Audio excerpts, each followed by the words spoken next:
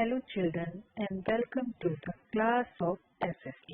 Children, am your teacher of SST and we are going to start the chapter number 2 of CIVICS. The name of the chapter is Role of Government in Health. So now this is related to the Unit 2. The Unit 2 is State Government and the chapter name is Role of Government in Health. So first of all, we must know about health. What is health? Health is related to sound sleep, clean food, exercise, adequate water, and of course our happiness. According to your book, what is health? Whenever we can think of the health, it is about many things. Health means her ability to remain free of illness and injuries. For example, if people get clean drinking water or a pollution-free environment, they are likely to be healthy. On the other hand, if people do not get adequate food to eat or have to live in a cramped condition, of course they will be prone to illness. Now let's start about healthcare in India. Students, healthcare system in India is actually related to three levels: primary level, secondary level and tertiary level. In primary level, we are having sub-centers and primary health center, where secondary level is related to community health center, and the tertiary, the last one, is related to hospitals and medical colleges. Now, let's start about healthcare in India. Students, let us examine some of the aspects of the healthcare in India. Now let's start. India has the largest number of medical colleges in the world and is among the largest producer of the doctors. Every year we are having about 15,000 doctors which are going to qualify their MBBS. India is the fourth largest producer of medicines in the world and is also a large exporter of medicine. Healthcare facilities have grown subsequently over the year. In 1950, we are having 2,717 hospitals in India, whereas in 2000, the number grew to 18,218. Healthcare in India. Healthcare in India is divided about two sectors, public and private. In public sectors, we need the term of equality. After that, adverse selection, merit code, public services, whereas private care is related to the efficiency of private sector. It cannot be afforded by all and it is not limited. With limit budget, public health care has to ration services. Public health services. Public health services is a chain of health centers and hospitals run by the government. They are linked together so that they cover both rural and urban areas. At village level, there are health centers where there is usually a nurse and a village health worker also, which are called as PHC, that is Primary Health Centers, which are provided in every village in a rural area by the government. Whereas private health facilities, there is a wide range of private health facilities in our country. A large number of doctors that run private clinics in the rural area, one fine registered medical practitioners are going to be work here.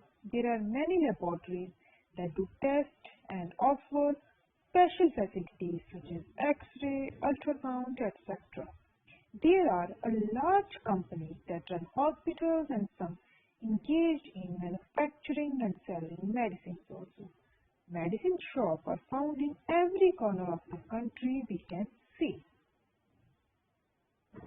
Now, children, everyone deserves equal facilities about the health.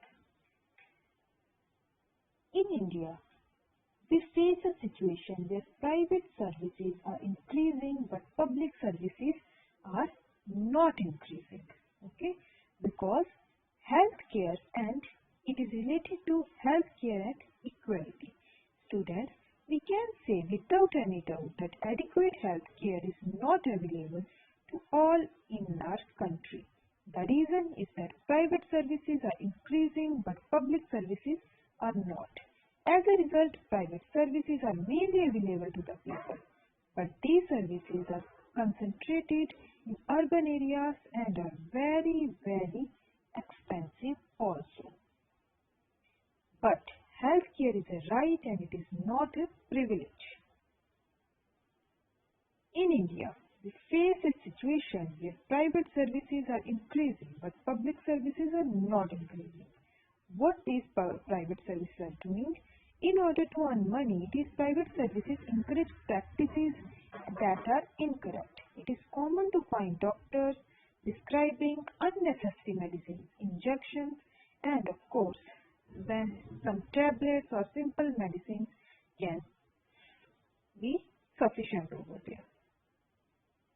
Now, what we have to do? First of all, there is a need of public education.